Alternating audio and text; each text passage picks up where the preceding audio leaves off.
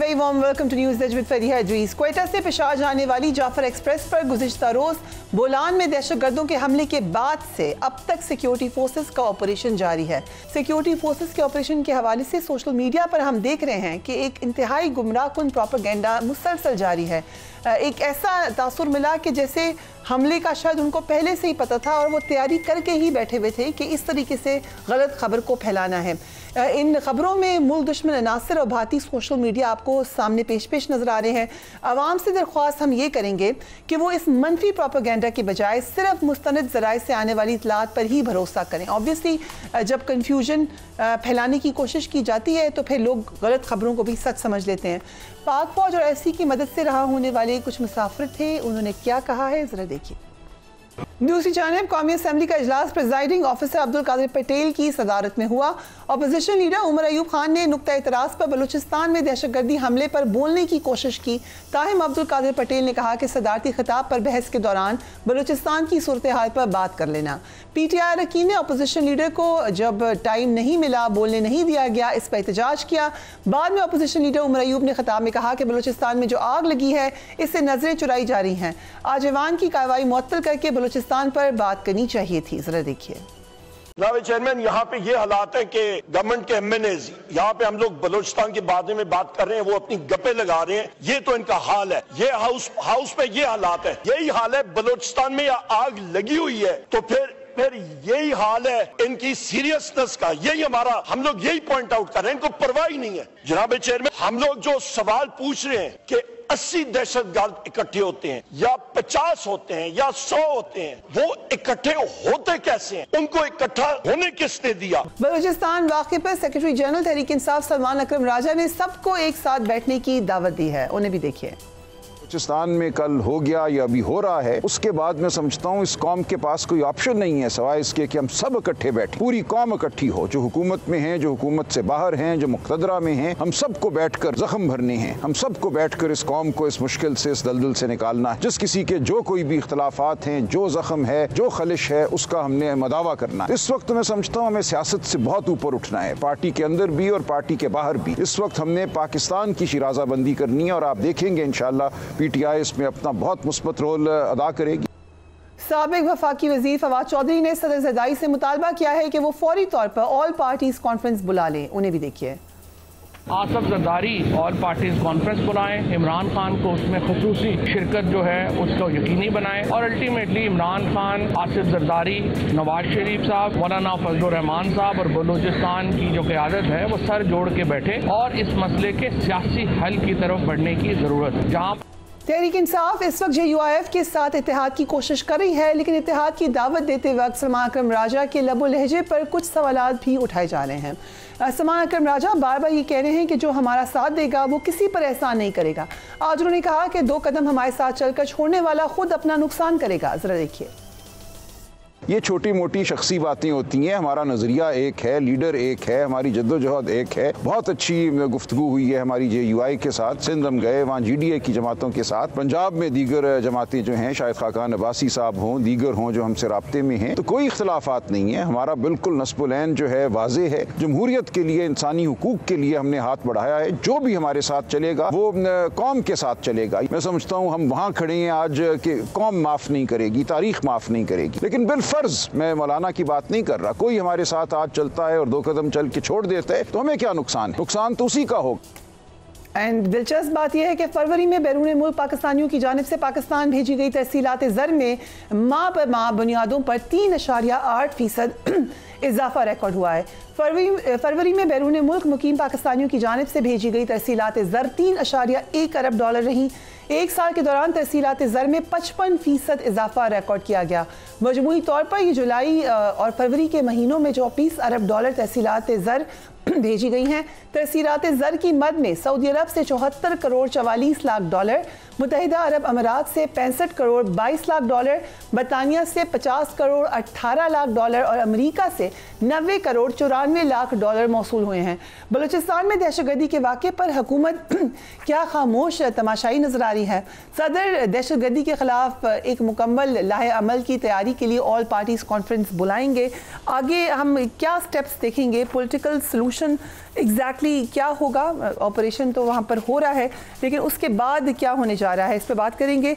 हमारे साथ डॉक्टर शिजरा मनसब भी मौजूद हैं, फैसल चौधरी साहब भी हमें ज्वाइन कर रहे हैं।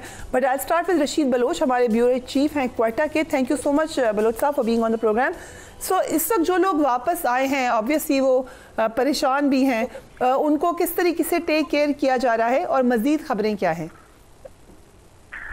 देखें जी, इस वक्त क्वेटा में सूरत हाल जो अजीज वकारिब हैं, जिनके लोग इस वक्त ट्रेन में हैं या उनका अता पता नहीं चल रहा, वो शदीद कर्ब में हैं। वो हुकूमत बलूचिस्तान से, बाकी इदारों से वो अपील कर रहे हैं कि उनके जो अजीज अकारिब हैं, सबसे पहले तो उनकी बहुत बड़ी जब हम देख रहे हैं तो बड़े तकलीफ दे सूरत हाल है और मनाजिर भी काफ़ी जो है तकलीफ दे हैं। कुछ ऐसे लोग हैं जो सिक्योरिटी फोर्सेस के क्लियरेंस ऑपरेशन जो चल रही है उनकी वजह से बाजियाब हो के वो भी कुछ पहुंच गए हैं, कुछ अब तक लापता हैं। मतलब इस वक्त अगर देखा जाए क्वेटा और सिडनी के दरमियान ये जो फासला है, ये न सिर्फ ज़मीन का फासला है, यहाँ पे लोगों के मिसिंग होने का, ना मिलने का और एक शदीद तकलीफ और कर्ब का जो है एक फासला भी लोगों के बीच में मौजूद है। जिनके लोग मिल गए हैं वो तो उनकी थोड़ी तसल्ली हो रही है, जो मिले नहीं हैं वो ये मुतालिबा ज़ाहिर है कि वो मुतालिबा ही रख सकते हैं। राइट, थोड़ी जज्बाती एक बात बताइएगा रशीद साहब, कल जो मुसाफिरों के अहल खाना से बात हो रही थी तो उन्हें थोड़ी सी शिकायत हो रही थी कि शायद इंफॉर्मेशन फ्लो वैसे नहीं है, या रेलवे हुकाम की जानिब से भी उस तरीके का ताउन उस वक्त वो कहे थे कि उनको नहीं मिल रहा। इस हवाले से कोई हेल्पलाइन या कोई इस तरीके का तरीक़ेकार बनाया गया है कि लोगों को इन्फॉर्मेशन मिल जाए? देखिए जी, रेलवे के पास जो कम्युनिकेशन का जो हमें जब नजर आया गैप जो कल वाले वाकया में नजर आया इस जदीद दौर में, ये तो हर बंदा हैरान परेशान कि इतना बड़ा आपका इदारा है। क्वेटा से सिडनी या बीच में कोलपुर एक दो लगते हैं, वहां से आपका कम्युनिकेशन का इतना बड़ा गैप नजर आ रहा है। इससे वाकई में जो कम्युनिकेशन होना चाहिए, जो राबिता होना चाहिए एक दूसरे से कम रेलवे के हुक्काम का अपने मुलाजिमीन के साथ या जहां उनके स्टेशन रहे, एक स्टेशन से बड़े स्टेशन का छोटे स्टेशन के साथ, ये राबिता बिल्कुल हमने कल रात से लेकर आज सुबह तक हमने देखा जी, वो राबिता बिल्कुल ऐसा कुछ उनके पास शायद कोई सिस्टम मौजूद नहीं है। और अब तक ऐसा कोई सिस्टम रेलवे के पास ऐसा नहीं आया कि उन्होंने 12-15 घंटे में जो है उन्होंने कोई नया सिस्टम ला के लॉन्च कर दिया जी अभी आपका कम्युनिकेशन गैप हमने अभी तक ये कम्युनिकेशन गैप नजर आ रहा है। अगर हमें इजाजत है डॉक्टर शिजरा मनसब, एक तो ये जो हमें फेक न्यूज़ का तूफान नजर आ रहा है, प्रोपेगेंडा है, इंतहाई फजूल किस्म की हरकतें हो रही हैं, लेकिन उसको केटर करने का एक तरीका ये भी है कि इंफॉर्मेशन जो सही सोर्सेज हैं वहाँ से मुसलसल आए। ये जो कमी नजर आ रही है इसमें, ये कैसे ठीक होगी? जी बहुत शुक्रिया परिया। एक तो पहली बात, आपने जिस तरह से अपने इंट्रो में भी कहा, ये बहुत ही एक अंदोनाक और अफसोसनाक वाक़या है, तकलीफ दे वाक़या और एक ऑन गोइंग चीज़ है जो कि इस वक्त चल रही है।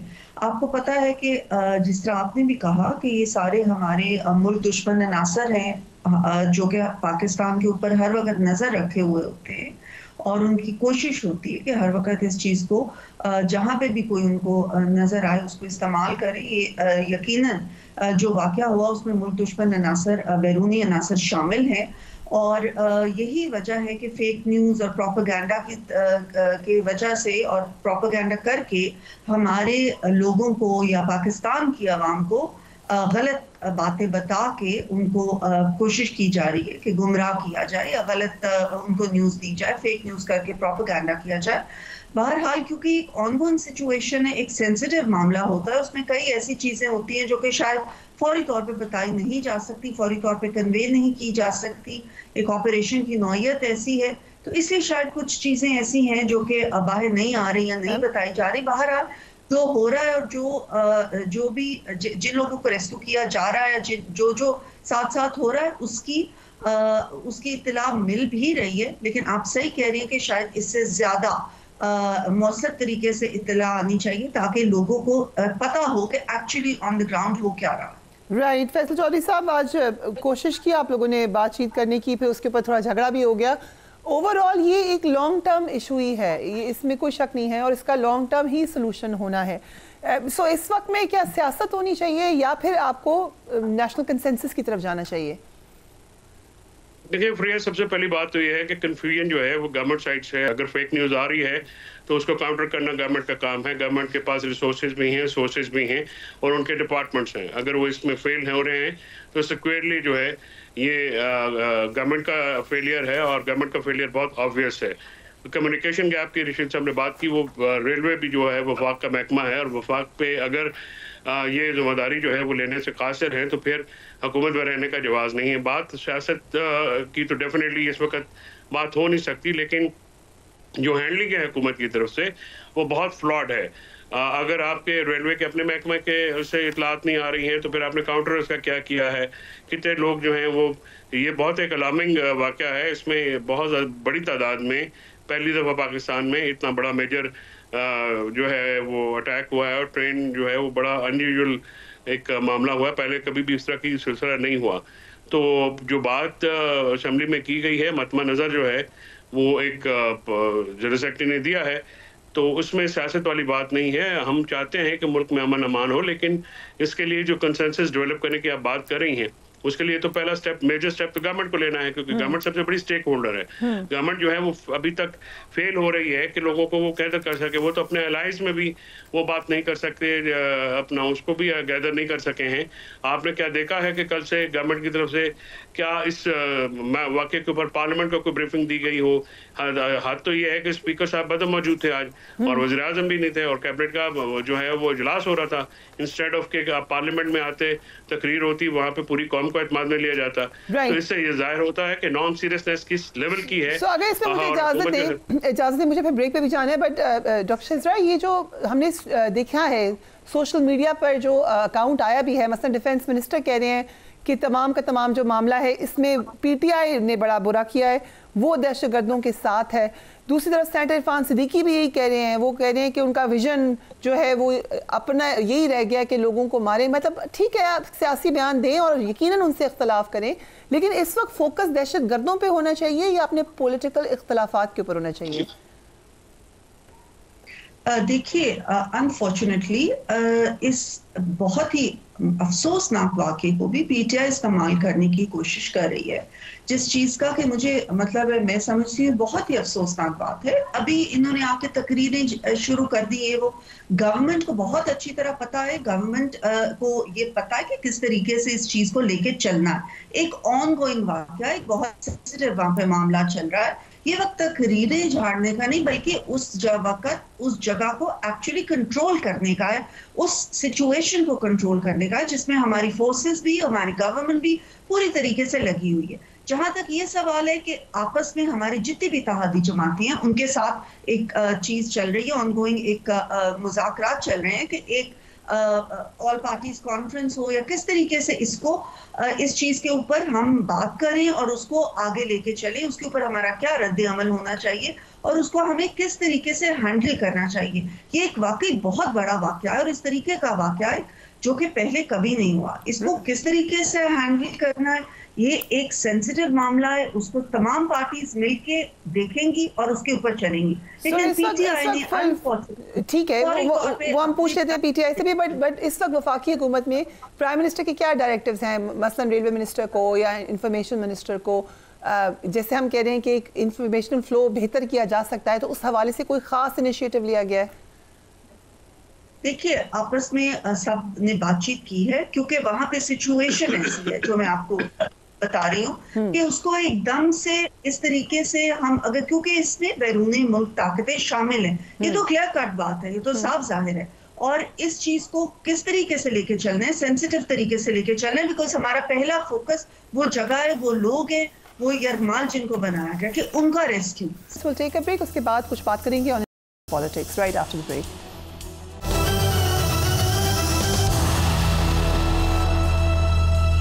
And welcome back. दूसरा पॉलिटिकल मामलात भी साथ साथ चल रहे हैं। ये JUIF और PTI के इत्तेहाद पे बातें हो रही हैं। फैसल चौधरी साहब, किस हद तक आपको लग रहा है कि प्रोग्रेस हुई है? आसिम अकरम राजा साहब ने भी बात की, बट ये कहा गया, पॉइंट आउट किया गया कि शायद उन्होंने बहुत ज़्यादा तुंद लहजे में बात की है। देखिए, लहजे तो खैर नरम ही होने चाहिए, इसमें तो कोई दूसरी राय नहीं है। इत्तेहाद की जब बात होती है खासकर मुतारिफ ग्रुपों के साथ, तो फिर मामला जो हैं वो बड़ी एहतियात के साथ नाजुक मामलात होते हैं, और इत्तेहाद जो बनाने और उनको चलाना जो है ये जान जोखिम का काम होता है, बड़ा सेंसिटिव काम होता है, हसास नौइयत का मामला होता है, ख़ासकर जब आप पॉलिटिकल मुखालफिन के साथ बात करें। इस वक्त जो है वो एक कौमी एजेंडे के ऊपर जो है वो काम हो रहा है, जहाँ तक मेरी इत्तला है। उस एजेंडे के ऊपर सारी पार्टीज जो हैं वो बैठेंगी इस हफ्ते, तो फिर इसको आगे बढ़ाया जाएगा। PTI और JUI का आपस में अगर अलायंस बनता है तो ही एक इफेक्टिव पॉलिटिकल चैलेंज दिया जा सकता है हुकूमत को। बट देन अगेन इस वक्त इस कदर सूरत हाल गंभीर है, और अगर आप लोग फिर सड़कों पे आने की बात करते हैं तो it's going to be difficult. क्या ये वक्त ऐसा सेंसिटिव है? ख्वाजा आसिफ साहब ने जो कहा आप उनसे इख्तलाफ करें, मगर उन्होंने कहा कि ये एक सियासी गिरोह है जिसका सरगना चोरी के जुर्म में सज़ा काट रहा है, फ़ौज को दिन रात टारगेट कर रहा है। इसी सियासी गिरोह सरगना के लिए वतन की सालमियत कोई अहमियत नहीं रखती। तो उन्होंने कहा कि हकीकत में ये टोला दहशतगर्दों का पार्टनर है। देखिए, ख्वाजा आसिफ की स्टेटमेंट जो है वो तो कोई इस तरह की स्टेटमेंट है नहीं, वो तो अभी रिटोरिक करते हैं, और वो आई थिंक उम्र के उस हिस्से में पहुंच गए हैं कि सेंसिबल बात उनसे एक्सपेक्ट नहीं की जा सकती। आप ये जो सारी उनकी स्टेटमेंट आपने पढ़ के बताई है, ये स्टेटमेंट बड़ी रबिश है। आई एम सॉरी टू से, इससे अच्छा लफ्ज़ मैं नरम लफ्ज़ इस्तेमाल नहीं कर सकता। बात यह है कि इस वक्त हम बाहर निकलने की बात नहीं कर रहे हैं। इस वक्त जो ईद के बाद तहरीक का जिससे टांगे कांपती हैं इस हुकूमत की, तो ये जो मामला है मुत्तहदा पोजीशन का के प्लेटफॉर्म से आएगा, और एहतजाज हिकमत अमली नहीं होता है, एहतजाज हिकमत अमली का एक आम हिस्सा होता है। तो जब एहतजाज करना होगा तो मुत्तहदा पोजीशन जो है वो इसका मैनरिज्म और डेट देगी। पाकिस्तान तहरीक इंसाफ सोलो फ्लाइट तो नहीं ले सकेगी, पहले भी 2 दफ़ा ली है तो उसका नुकसान हुआ है। तो इस वक्त अपोजिशन अलायंस के साथ ही जो भी बात होनी है उसी के साथ आगे बढ़ना पड़ेगा। अकेले जो है वो 26 नवंबर की अपराइजिंग भी हुई, लोगों पे भी आई, तो उससे कारगर जो है वो हिकमत अमली जब भी हो सकती है जब आप जो सियासत में जो यकसान मौक़िफ़ होता है उसकी बड़ी अहमियत होती है। लिहाजा इमरान खान साहब के मौक़िफ़ में आवाज़ें मिलना शुरू हो गई और बाहम आवाज़ होके तो बात की जाए तो ज़्यादा ऊंची आवाज़ होगी और बात सुनी जाएगी। सो डॉक्टर शिजरा, आज नवीद कमर ने कौमी असम्बली में शिकवा किया कि तारीख की सबसे बड़ी कैबिनेट बना ली है आप लोगों ने माशाल्लाह, लेकिन कौमी असम्बली में कोई आने को तैयार ही नहीं होता, आपके नंबर्स ही पूरे नहीं होते। क्या कहेंगी आप इस कमेंट पे? एक तो इस कदर बड़ी कैबिनेट डू थिंक कि ये ज़रूरी थी, और दूसरा ये कि फिर जब बना ही ली है तो उनसे कहेंगे कम से कम असम्बली में तो आ जाए। देखिए, पहले तो मैं जरा इनका बात का जवाब दे दूं। इन्होंने जिस किस्म के अल्फाज इस्तेमाल किए हैं, बात यह है कि इनका जिस वक्त आप PTI को बुलाया करें, पहले तो आप ये देख लिया करें, आप सारे ग्रुप्स को तो बुला लिया करें, क्योंकि हर ग्रुप एक मुख्तलिफ बात कर रहा होता है ना। PTI A, PTI B, PTI C, PTI S, PTI जो है मरवत ग्रुप, ये सब बहुत ज्यादा ग्रुप्स बन चुके हैं। अलीमा ग्रुप, बुशरा ग्रुप, कई ग्रुप्स हैं। ये हर ग्रुप डिफरेंट बात कर रहा होता है। ये एक और आप अपना मौक़िफ़ दें, ये PTI का मौक़िफ़ है, वो और बात करेगा। PTI ले जाएं, आपका तो मौक़िफ़ ही नहीं है किसी किस्म का। आप मुझे इंटरप्ट ना करें, क्योंकि मैंने आपकी बिल्कुल ही आपने जिस किस्म के अल्फाज इस्तेमाल किए उसके बावजूद आपको इंटरप्ट नहीं किया। इनका जो लीडर है वो पहले दिन से यही बात कर रहा है कि जो है जिस वक्त अमेरिका उधर से गया अफगानिस्तान से, उन्होंने कहा जी उन्होंने तो जंजीरें तोड़ दी। इनकी पॉलिसीज की वजह से आज दहशतगर्दी दोबारा पाकिस्तान के अंदर आई है। इन्होंने दहशतगर्दों को बगैर सरेंडर की अफगानिस्तान से वापस लाए, रीसेटलमेंट कराने की कोशिश की। आज वही दहशतगर्द जो है उन्होंने यहाँ पे पाकिस्तान में दोबारा सर उठाया, दोबारा रीग्रुप होके उन्होंने ताकत पकड़ ली। वो दहशतगर्दी जो कि हमारे दौर में, पिछले दौर में 18 तक खत्म हो गई हुई थी, ऑपरेशन हुए, रद्दुल फसाद हुआ और 1-2 ऑपरेशन हुए, उसकी वजह से वो दहशतगर्दी बिल्कुल खत्म हो गई थी अल्हम्दुलिल्लाह। इनकी पॉलिसीज की वजह से उसने दोबारा आज सर उठाया है, और आज भी ये यही बात करते हैं। इनके कई ग्रुप्स के जो लीडर्स आते हैं वो बात करते हैं कि दहशतगर्दों से बातचीत होनी चाहिए। दहशतगर्दों से कभी भी बातचीत नहीं हो सकती। दहशतगर्दी का सर कुचलना पड़ेगा और इंशाल्लाह ताला हम कुचलेंगे। फिर जहां तक आपने बात की, मिनिस्ट्रीज तो चल रही थी, मिनिस्टर्स तो तनख्वाह भी नहीं लेते। So it's not as if कि इस चीज के ऊपर कोई तनख्वाह वो बेशक ले लें, तनख्वाह का मसला नहीं है। मसला ये कि आपने वहाँ पे प्रेजेंस दिखानी है, काम पूरा करना है, असेंबली की इंपॉर्टेंस करानी है। और ये तो कहा जाता है, आपको अच्छी तरीके से पता है कि तनख्वाह लेने वाले का इशू नहीं होता, जो फ्री लंच होता है उसका इशू होता है। फ्री ना करें काम, वो अपनी तनख्वाह ले लें, लेकिन they should do the work properly. I agree with you 100%, ये होना चाहिए, इस चीज में मैं आपके साथ एग्री करती हूँ। पुराने मिनिस्टर जो पहले थे या जो अब बने, सबको असेंबली में होना चाहिए, आना चाहिए, और उसके पूरी पार्लियामेंट का जो एहतराम है वो भी यही है, पार्लियामेंट की तकरीम भी यही है, और पार्लियामेंट ही सुप्रीम फोरम है जहाँ पे हर चीज को डिस्कस भी होना चाहिए। आज कुछ पीएससी की मीटिंग्स थी, कुछ इस तरह की चीजें थी, लेकिन इसके ऊपर मैं आपसे एग्री करती हूँ, ऐसा नहीं होना चाहिए। और तमाम जो है नवीद कमर साहब ने ठीक कहा कि सबको आना चाहिए, जिम्मेदारी मिली है तो उसको उठा भी ले। फैसल चौधरी साहब, आप कल और आज अडयाला जेल गए हैं, कैसी रही मुलाकात? जो मिसअंडरस्टैंडिंग्स थी वो खत्म हुई? जी, ऐसी कोई मिसअंडरस्टैंडिंग जो है वो डेवलप की गई थी, लेकिन it's all okay now and we are focusing on Imran Khan cases और बीबी साहबा के केसेस के ऊपर। इस तरह से मामला जो है वो आगे बढ़ना है। और इसका जो केसेस जो हैं वो तो क्योंकि फ्रॉड केसेस हैं और सियासी मुखासमत में बनाए गए हैं, और जो खान साहब के सियासी मुखालिफ हैं वो क्योंकि बहुत बोने हैं और उनका कद बिल्कुल आमियाना है, तो वो उन्होंने जो केसेस बनाए हैं उनका मुंह सिर पैर तो है नहीं, पर यह कानूनी तौर पर उसके बावजूद हम देखा कि कल अलीमा खान साहिबा नाराज हुई, और कल डॉक्टर हुमायूं हमारे प्रोग्राम में थे, उन्होंने कहा कि फैमिली को ये समझना चाहिए कि इस वक्त दूसरी तरफ हमारे साथ कोई कोऑपरेशन नहीं कर रही, तो इसलिए ये लॉयर्स का कसूर नहीं है, तो ये बात फैमिली को समझनी चाहिए। आप भी एग्री करते हैं इस बात से? डेफिनेटली, देखिए लॉयर्स भी गिवन स्पेस में काम करते हैं। दूसरी बात यह है कि वो ज़ाहिर बहन है तो फ्रस्ट्रेशन तो थोड़ी होती है। इमरान खान साहब को 20 महीने जो है जिससे वो तो अंदर वो बड़े कायम हैं, दलेर हैं, लेकिन जो उनकी गिरफ्तारी है उसके जैसे मुलाकातों पे पाबंदी लगती है, तो जो जिस तरह की बिल्डिंग या एग्रेशन होनी चाहिए वो जरा लैकिंग होती है। ये भी तो नाराजगी थी कि शायद जो कहा जा रहा है अंदर से वो बाहर आ नहीं रहा, या वैसे मैसेजिंग नहीं हो रही। मसलन आपने ही कहा था लास्ट मुलाकात के बाद, आपको याद होगा कि बानी पीटीआई ने कहा है कि पार्टी रहनुमाएं अडयाला जेल के बाहर रहनुमा आके एहतजाज करें, तो फिर उन्होंने पूछा नहीं कि क्या हुआ, क्यों नहीं हो रहा वो एहतजाज? ये तो कल अलीमा खान ने भी कहा है एहतजाज बाहर होना चाहिए। अब जो एहतजाज क्यों नहीं हो रहा, ये तो जो पार्टी के ऑफिस बेरर्स हैं वो आपको ज्यादा बेहतर बता सकते हैं, क्योंकि पार्टी में ज़रा एक आपने कंसेंसस के साथ ही बात करनी होती है। कुछ लोगों का ख्याल है कि इस मामले को जो है 9 मई की तरह हमारे खिलाफ इस्तेमाल किया जाएगा।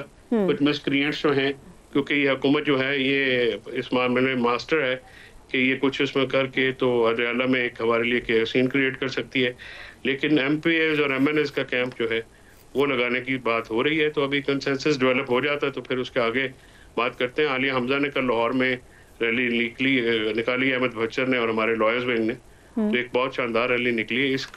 इसकी तकलीद होनी चाहिए और इसकी सताइश भी होनी चाहिए कि इस रियासती जबर के मौसम में, पस्तायर के मौसम में अपनी आवाज़ उठाई जा रही है। Right. So doctor Shizra, talking of cabinet, आपका भी नाम आया था पहले, फिर आपने हल्फ नहीं उठाया, वो गलती से नाम आ गया था या वो एक्चुअली कंसिडर्ड और बाद में तब्दील हुआ है? जी नहीं, मेरा नाम है। उस वक्त हम चंद लोग जो थे वो टाइम पे पहुंच नहीं सके, बिकॉज बहुत उस वक्त आए हुए थे बैरून मुल्क से हमारे मेहमान, तो इंशाल्लाह कुछ दिनों में, 1-2 दिनों में हल्फ हो जाएगा। चलिए, congratulations, but I am sure कि आप एब्सेंट नहीं हुआ करेंगी, you will be present all the time on a lighter note. So अब पीर की रात को पीपल्स पार्टी के वफ्द ने वज़ीर आज़म से मुलाकात की थी। अब ये खबरें आ रही हैं कि प्राइम मिनिस्टर ने बिलावल भुट्टो को 9 अरब रुपए का सवाबदीदी फंड जारी करने की हिदायत दी है। Is that correct? मुझे इस फंड के बारे में तो नहीं कुछ पता, लेकिन मैं मुझे ये जरूर पता है कि उस जो उनकी मुलाकात हुई वो बहुत अच्छी रही। प्राइम मिनिस्टर साहब ने उनकी सारी बातें सुनी, उनको एड्रेस करने की बारे में भी बात की, और सिंध के जो मामलात हैं या जो उनको महसूस होता है कि कुछ चीज़ें हैं जिनके ऊपर ज़्यादा फोकस होना चाहिए या ज़्यादा उनकी तवज्जो होनी चाहिए, प्राइम मिनिस्टर साहब ने उसकी तरफ तवज्जो देने का बिल्कुल उनको यकीन दिलाया।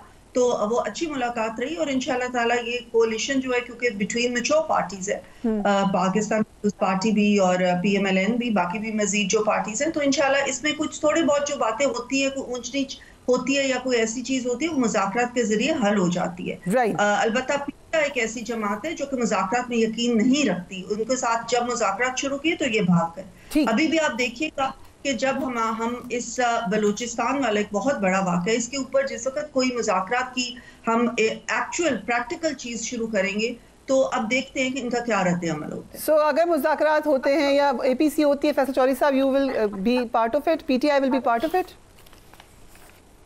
पार्टी डिसाइड करेगी जी, वो तो अभी एक कभी कुछ चीज अभी है ही नहीं, अभी इसकी कोई सब्सटेंशियल बात ही नहीं है, तो उस पर क्या तबसरा करें जब एक चीज होगी। लेकिन on a lighter note to you, doctor Shizra कह तो ठीक रही हैं कि आपके अपने भी इतने ग्रुप्स बन गए हैं कि पता ही नहीं चलता कि क्या होगा, आपको खुद भी नहीं पता कि क्या होगा। That is our internal issue, जो अपनी गवर्नेंस जो है, जो इन्होंने जोर जबरदस्ती से ली हुई है, उस पर तो तवज्जो देना। हुकूमत जिस तरह से बुरी तरह नाकाम हो रही है हर शोबे में फ्री है, चाहे वो इकॉनमी हो, लॉ एंड ऑर्डर हो, सियासत हो, मुल्क में गवर्नेंस हो, मुल्क में जो महंगाई कंट्रोल करने में बिल्कुल बुरी तरह नाकाम है। हुकूमत अपनी नाकामियां जो है उनके ऊपर करे। PTI की धड़ीबंदियां जो है वो ना कोई हैं, और इमरान खान ही उनकी जो है वो एक यकजहती की अलामत है, और वो बिल्कुल कायम है। और बाकी ये इतने ज्यादा खुश ना हूँ, बाकी जो PTI जो है वो इमरान खान के नीचे इकट्ठी है। बाकी ये पार्टियां, हमारी जमहूरी पार्टी, हमारी कौन सा मरूसी पार्टी है कि पहले बाप की जो है खुशामद करनी है, फिर बेटी की करनी है। आपका पॉइंट आ गया doctor Shizra and Faisal Chaudhry, thank you so much for joining us. Will take a break, उसके बाद कुछ बात करेंगे on international politics right after the break.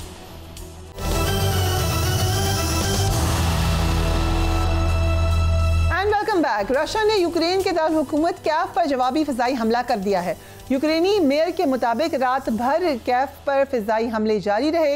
ये हमला यूक्रेन की जानिब से रशिया पर किए गए 300 से ज़ायद ड्रोन हमलों के जवाब में किया गया है। ये हमला एक ऐसे वक्त में हुआ जब सऊदी अरब के शहर जद्दा में यूक्रेन और अमेरिका के दरमियान मुज़ाकरात भी जारी थे। मुज़ाकरात में यूक्रेन और रशिया के दरमियान 30 रोज़ा जंग बंदी पर इतफाक़ कर लिया गया। दोनों ममालिक ने बातचीत के बाद मुश्तरका बयान में कहा है कि यूक्रेन ने फौरी तौर पर 30 रोज़ के लिए जंग बंदी के मनसूबे को तस्लीम कर लिया है। अमरीकी वज़ीर ख़ारजा मार्को ने यह कहा है कि वो अब रशिया को पेशकश करेंगे और अब गेंद रशिया ही के कोर्ट में है।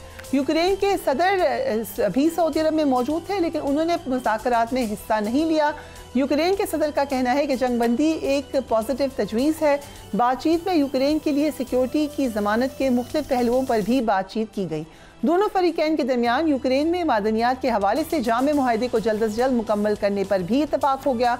अमेरिकी सदर प्रेसिडेंट डोनाल्ड ट्रंप ने रशिया और यूक्रेन के दरमियान मुकम्मल जंगबंदी कह रहे हैं कि अब उम्मीद नज़र आ रही है। ज़रा देखिए ब्रिगेडियर वकार, रशिया की जानिब से सीज़ फायर के लिए क्या शराइत रखी जा सकती हैं? आई थिंक रशिया का डे 1 से ही स्टांस है 2014 से कि यूक्रेन जो है वो डीमिलिटराइज है, नेटो की मेंबरशिप नहीं मिलेगी, ना European Union, basically should exist as a neutral state between Russia और जो है यूरोप में। और ये आपको याद होगा 2014 में मैदान से पहले जब ये आप कहें काइंड ऑफ साजिश की गई, प्रो रशियन प्रेसिडेंट थे, इनको उतारा गया और फिर एक काइंड ऑफ रेवोल्यूशन आया, उसका बहुत ज़्यादा नुकसान हुआ है। ऑन ग्राउंड ये है कि they have lost the war, West और यूक्रेन को तो आप कहें कुर्बानी का बकरा बनाया गया।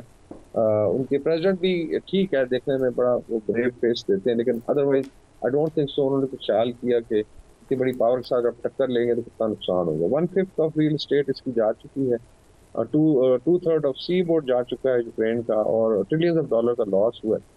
इवन जो मिनरल्स की बात हो रही है तो ज़्यादातर उसी इलाके में जहाँ पे रशिया है। तो मेरे ख्याल में इनको 2014 में अक्ल आती है अगर वेस्ट को और नेटो को, और आई वुड से जो न्यू लिबरल कबाल है वेस्ट में, और ये वॉर की तरफ न जाते तो चीज़ें शायद बहुत बेहतर होती हैं। आज यूक्रेन भी इंटैक्ट होता और एक अच्छी आप कह लें दोनों तरफ जो है लेट्स से रिलेशनशिप रहती। लेकिन वॉर में जी अगर if you allow me, president Donald Trump ने ये कहा है कि यूक्रेन पर जो है हमने उसको तैयार कर लिया है, उम्मीद करते हैं कि रशिया भी तैयार हो जाएगा सीज़ फायर पर।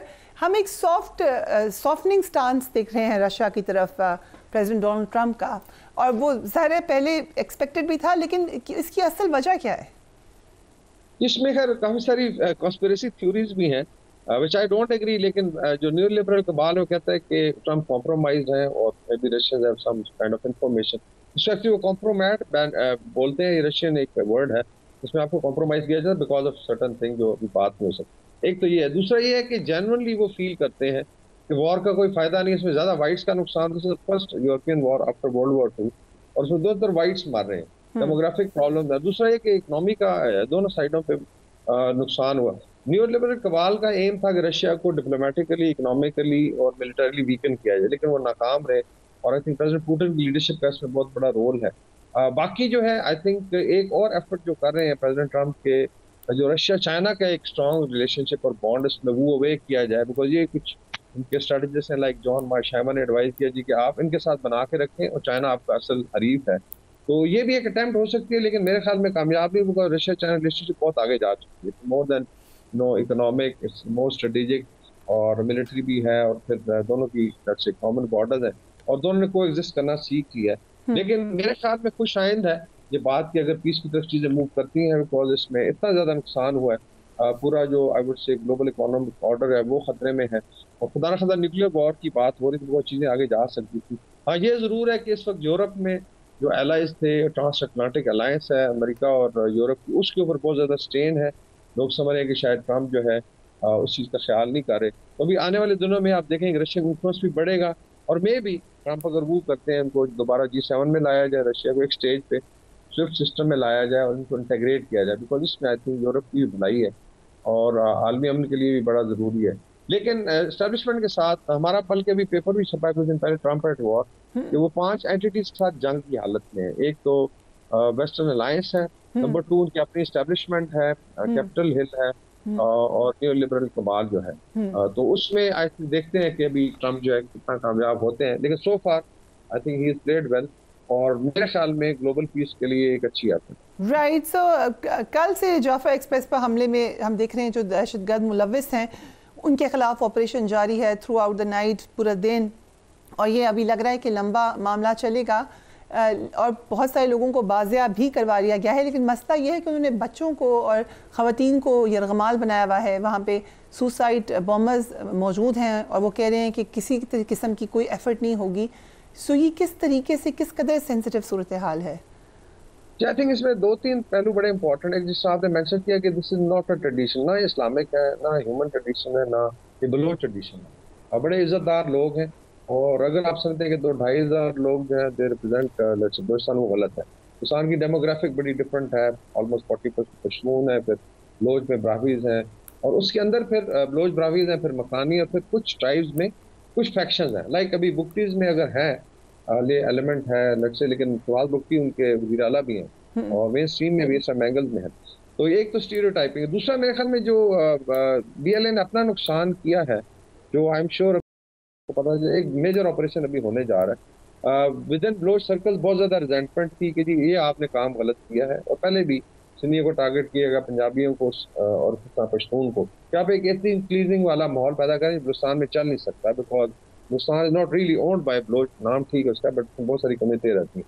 तो एक इनका बहुत बड़ा लॉस होगा, और भारत का होगा कि BLA को भी क्रश किया जाएगा, और इसमें मेरे ख्याल कोई माफी भी नहीं होगी। और this operation is already on, because ये एक बहुत बड़ी रेड लाइन थी जो क्रॉस हुई, ठीक है।